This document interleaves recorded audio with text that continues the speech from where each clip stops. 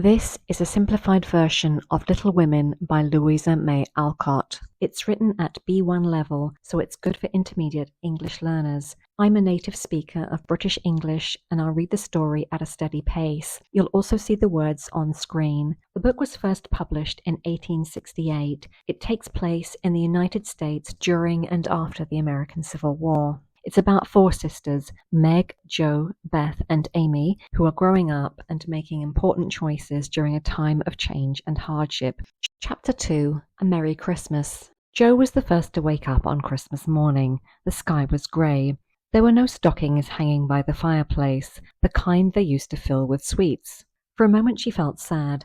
Then she remembered what her mother had promised. She put her hand under her pillow and pulled out a small red book. She knew the book very well. It was the story of a very good and kind person. Jo thought it was a good book to help anyone on a long journey. She woke Meg and said, "Merry Christmas." Then she told her to look under her pillow. Meg found a green book with the same picture inside. There were also a few words written by their mother. This made the book feel like a very special gift. Soon Beth and Amy woke up. They looked under their pillows and found their own small books. One was grey and the other was blue.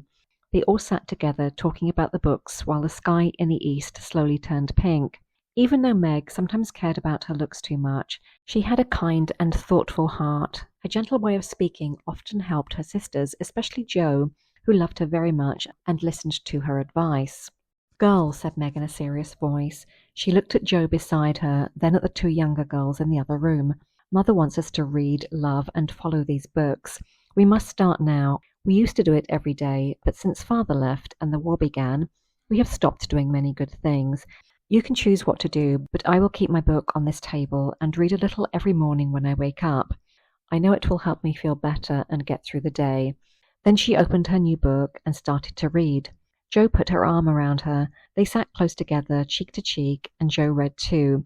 Her face looked calm, which was unusual for her.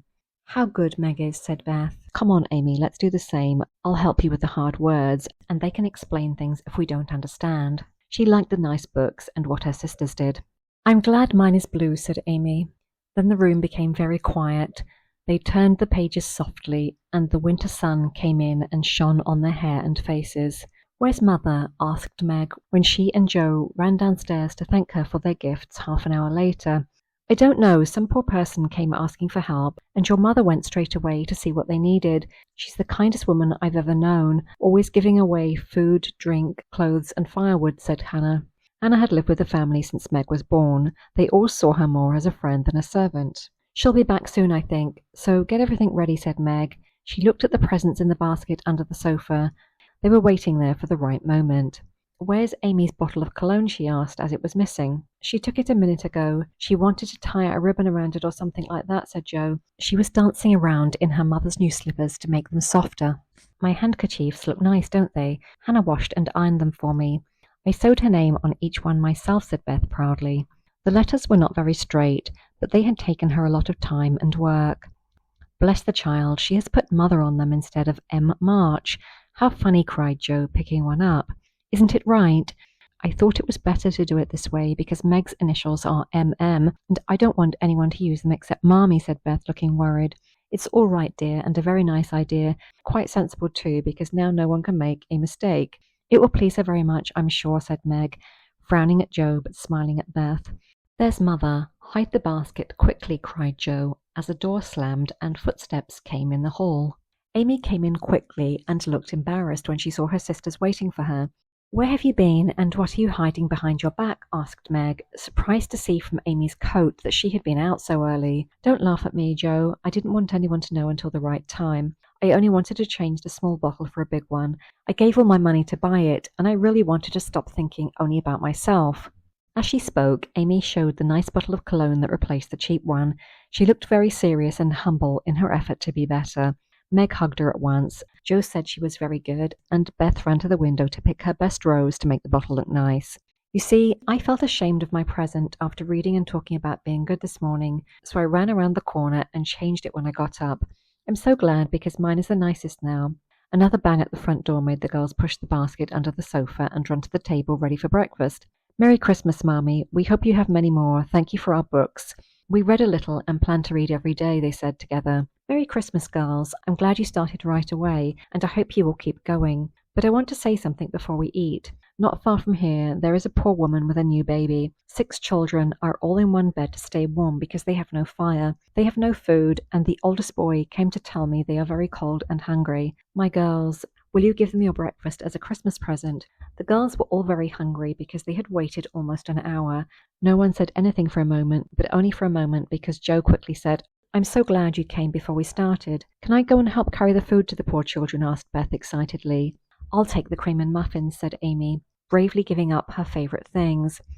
Meg was already wrapping the pancakes and putting the bread onto a big plate. "I knew you would do it," said Mrs. March, smiling. "You can all come and help me, and when we get back, we'll have bread and milk for breakfast. We can enjoy a big meal at dinner." They got ready quickly and went out together. Luckily it was early, and they walked through quiet streets. Not many people saw them, so no one laughed at the strange group.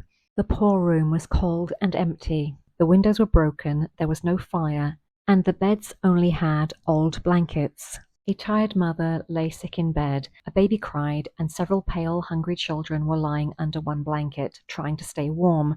The children looked up with wide eyes and smiled with blue lips when the girls came in. "Oh my God, good angels have come to us," said the poor woman, happy and crying at the same time. "Funny angels in coats and mittens," said Joe, making everyone laugh. After a few minutes, it really felt like kind people had changed the room. Hannah, who had brought some wood, made a fire and covered the broken windows with old hats and her own coat. Mrs. March gave the mother tea and warm food and told her they would help again soon. She also dressed the baby gently, as if it was her own child. While they did this, the girls put food on the table, sat the children near the fire, and helped them eat. They laughed, talked, and tried to understand the children's broken English. "That is good," said one child in German. "They are like angel children," added another, as they ate and warmed their cold hands by the fire. The girls had never been called angel children before, and they liked it very much, especially Joe, who was usually noisy and full of energy. The girls felt very happy, even though they gave away their Christmas breakfast.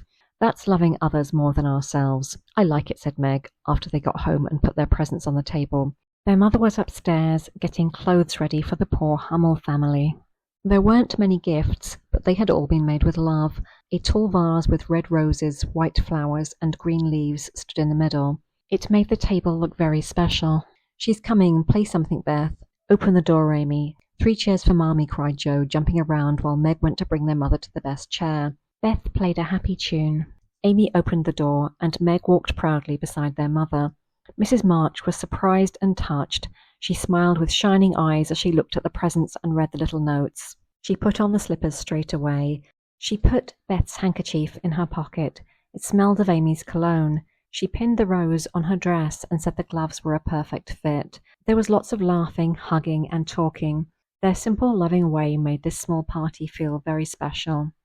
They had spent most of the day helping others and giving gifts, so they spent the rest of the day getting ready for the evening play they were putting on. They invited some friends to watch the play, and they turned their attic into a small theatre. The girls made costumes, built a stage, and found music to make the play more fun. The play was a big success. The audience clapped and cheered. The sisters felt proud because they worked hard together. Just after the play finished, Hannah came in and said, "Mrs. March asks if the ladies would like to come down for supper." This was a surprise even for the actors. When they saw the table, they looked at each other with great happiness. It was like Mommy to prepare a special treat for them, but nothing so wonderful had happened since the good old days when they had plenty. There was ice cream, 2 bowls of it, pink and white, and cake, fruit, and sweet French candies. In the middle of the table stood 4 big bunches of flowers. It took their breath away. They looked first at the table and then at their mother, who seemed to enjoy it very much. "Is it fairies?" asked Amy. "It's Santa Claus," said Beth. "Mother did it," said Meg, smiling. "Aunt March was in good spirits and sent the supper," said Joe suddenly, with an idea. "No, old Mr. Laurence sent it," said Mrs. March. "The Laurence boy's grandfather. Why would he do such a thing? We don't know him," said Meg, surprised. "Hannah told one of the servants that you gave your breakfast away. He is a strange old man, but he liked what you did. He knew my father a long time ago and sent me a polite note today. He said he wanted to show kindness to my children by sending them some small gifts for the day. I couldn't say no, so now you have a feast at night to make up for the bread and milk breakfast. That boy gave him the idea. He's a good lad, and I wish we could meet him. He seems like he wants to know us, but he's shy, and Meg is so proper she won't let me speak to him when we pass by, said Joe. You mean the people who live in the big house next door, don't you? Asked one of the girls. My mother knows old Mr Laurence, but she says he's very proud and does not like to mix with his neighbours. He keeps his grandson inside when he's not riding or walking with his tutor, and makes him study very hard. We invited him to our party, but he didn't come. Mother says he is very nice, though he never talks to us girls. Our cat ran away once, and he brought her back. We talked over the fence and got on very well, all about cricket and things like that, but he saw Meg coming and walked away. I want to know him one day. He needs some fun. I'm sure of it, said Joe with determination. I like his manners, and he looks like a little gentleman, so I have no problem if you want to know him if the opportunity comes. He bought the flowers himself, and I would have asked him in if I had known what was happening upstairs. He looked so sad as he left, hearing all of the noise and fun, but having none himself. It's lucky you didn't, Mother, laughed Joe, looking at her boots. But we will have a play sometime that he can see. Maybe he will help act. Wouldn't that be fun? I have never seen such a beautiful bouquet before. How lovely it is. Meg looked at her flowers with great interest. They are lovely, but Beth's roses smell sweeter to me, said Mrs. March, smelling the half-dead bunch pinned to her dress. Beth snuggled close to her and whispered quietly, I wish I could send my flowers to Father. I think he isn't having as happy a Christmas as we are.